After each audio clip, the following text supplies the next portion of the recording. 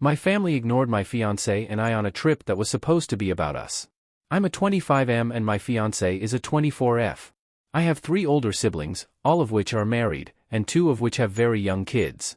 My 3 older siblings all got married to their spouses back in 2018 to 2019, with all 3 weddings happened within the span of 11 months. I was in all 3 weddings, and was my brother's best man. At each one, I helped set up and tear down the decorations at the venue, set out/clean up tables and chairs, stayed late to help clean up, made sure everything went smoothly, the works. Now, my oldest sister, who we'll call Rachel, has a 3-year-old and a 1-year-old, and my brother has a 5-month-old. My fiancé and I got engaged back in September, and our wedding is next month. A few months ago, Rachel approached me and said that she wanted to get the whole family together to celebrate my fiancé and I, saying that I was always supportive and helping at their weddings and that she wanted to celebrate us. I agreed, so she messaged our family group chat and presented the idea that we all get an Airbnb in the mountains. She told everyone the weekend was to celebrate my fiancé and I. The family agreed, so Rachel planned the whole thing. For some context, my siblings and I have always been close and like to all hang out together at family gatherings and holidays, and sometimes just whenever we can. However, ever since my siblings started having kids, every single family gathering has become completely focused on the little ones. While I absolutely love my nieces and nephews, sitting and watching a toddler and baby roll around on the floor, open presents, eat their snacks, and listen to my siblings talk about their children, what stage they're at, what random cute thing their kid did last week, is not exactly my idea of fun. My fiancé agrees. This past weekend was the cabin trip to celebrate my fiancé and I. Going into the weekend, we both expected that it wasn't actually going to be about us and was just going to wind up with everyone fawning over the little ones. The whole family said multiple times before the trip that it was a celebration weekend for my fiancé and I. They specifically said we didn't have to pay for the Airbnb because it was for us. Well, when we got there, it quickly became clear that it wasn't going to be about us at all. We were there for about 30 minutes before Rachel and her husband left to go to the store and left their kids at the cabin with us. Her baby immediately started crying and screaming the entire time Rachel was gone because she can't be separated from Rachel. Rachel and her husband were gone for almost 2.5 hours. When they finally got back, they announced that Rachel is pregnant again. That was only the first night. The next morning, my other sister, who I'll call Sam, and her husband left around 9 a.m. to go hang out with some of their friends that lived near the cabin we rented. They didn't come back until after lunch. The rest of the weekend was filled with my parents and other siblings playing with the kids and talking to Rachel about the kids. My fiancé and I participated for a bit, because we wanted to hang out with my family, but it was very boring for us. All anyone ever wants to talk about is the kids, and all anyone ever wants to do is play with the kids. The only exception to this is my brother, who played a board game with my fiancé and I, that is until Rachel came back inside with her baby who immediately started screaming and crying again. At the end of the second day, my dad brought out a flash drive that contained about 40 hours of old home videos from VHS tapes that he had recently gotten digitized. Everyone else agreed that they wanted to watch the videos. I wasn't thrilled about the idea, but I was down because I thought it would be sentimental. I was the only one who brought a laptop, so I cast it to the TV and we started watching. Because there was so much, we had to do a lot of fast forwarding. It quickly became clear that 99% of the videos were from before I was born. My family was ordering me around on when to scrub forward, when to go back, when to stop, all of that.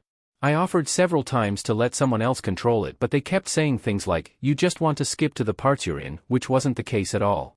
In fact, I didn't want to watch them in the first place. My fiancé felt completely alienated during this little watch party, but neither of us felt like we could go do something else because this is a family activity, and I felt like it would be rude to leave or even suggest we stop and do something else. We wound up watching old VHS tapes of my siblings' childhoods for around an hour and a half before they decided they wanted to go have a bonfire. Sitting around the campfire, my siblings reminisced on old stories from their childhoods, their college stories, their old dating stories, none of which had to do with me or my fiancé. The only time they ever talked about a memory involving me was when they brought up embarrassing stories about me and laughing about them, teasing me for them. I can take a joke and laugh at myself, but that was literally the only time they talked about me. Towards the end of the night as the fire was dying down, everyone had gone to bed except my fiancé and I and Rachel and her husband. Everyone was leaving the next morning, and Rachel asked me, "Well, did you have any other dreams or anything you wanted to do this weekend?" As if we had completely checked off my list of things I wanted to do. Mind you, she asked me this around 11:30 at night on the last night there, when everyone had already gone to bed, and everyone was leaving the next morning. I just kinda smiled and said no. Rachel asked if I was okay, and that I seemed upset, but I just smiled and said I was just exhausted, which was true. The next morning, before everyone left, we had a birthday party for Rachel's youngest child, whose first birthday was 2 days away. This wasn't a part of the plan, and no one in the family group chat discussed this beforehand. Everyone brought presents for the baby, and we spent about an hour watching Rachel open presents for her 1-year-old. I was exhausted and done with the whole thing, so I went and took a shower while they did that. While I was getting dressed after my shower, my brother knocked on the door and told me to hurry up because they were ready to leave and wanted to say bye. After my brother and my other sister left, my dad pointed out a stack of 3 gift cards on the coffee table for my fiancé and I. We opened them by ourselves on the couch while Rachel and her husband and my parents got the kids ready to leave. One was from my parents, one from Sam, and one from my grandparents who weren't even there. My grandparents had given us a gift card with $150 on it, and Sam had given us a $25 gift card. I don't want to sound ungrateful for those, my fiancé and I greatly appreciate the gifts. All in all, not a single part of the weekend was about us, but was completely about the children. This was par for the course of my family's gatherings the last few years. I wouldn't have cared or been hurt at all about this if this weekend had just been a family gathering. But they went out of their way to say it was a celebration of my fiancé and I. They said many times that I was about us and to love on us, but not a single part of that weekend was about us. We got a few cards, but we weren't even given them. They were just left on the table. My dad had to point them out, like he almost forgot. If my fiancé and I hadn't been there, the weekend would have looked exactly the same. I know I probably sound ungrateful or self-centered about the whole thing. I'm very conflicted about the fact that I'm even upset.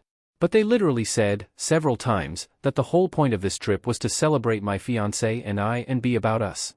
I feel like I can't really tell anyone in my family how I feel about it without sounding like a butthole who just wants all the attention. Am I in the wrong here? Should I even bother talking to Rachel or any of my other siblings? Edit, a few clarifications. My fiancé and I were specifically told not to plan anything and to just show up. I didn't retreat to my room as many comments suggested because I didn't have one. Everyone else had a room, and I was told to sleep on the couch. My fiancé had a room to herself because there weren't enough rooms for all of us, and my family is weird about couples sleeping in the same room before they're married. While I am an adult and can sleep wherever I please, doing so would have caused a way bigger fuss than was worth it, so I just slept on the couch. My fiancé and I didn't sulk. We participated in conversation as much as we could, but 95% of it was topics we couldn't relate to or contribute to, those topics being centered around their children. A few comments asked what my vision/expectations were for the weekend. My expectations were that it was supposed to be a celebration for my fiancé and I, like an engagement party but only with family. Those were my expectations because that's what Rachel told everyone repeatedly leading up to the trip.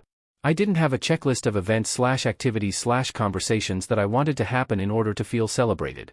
At one point before the trip, Rachel literally told me she didn't want me to do any of the planning or anything, because it was supposed to be for us.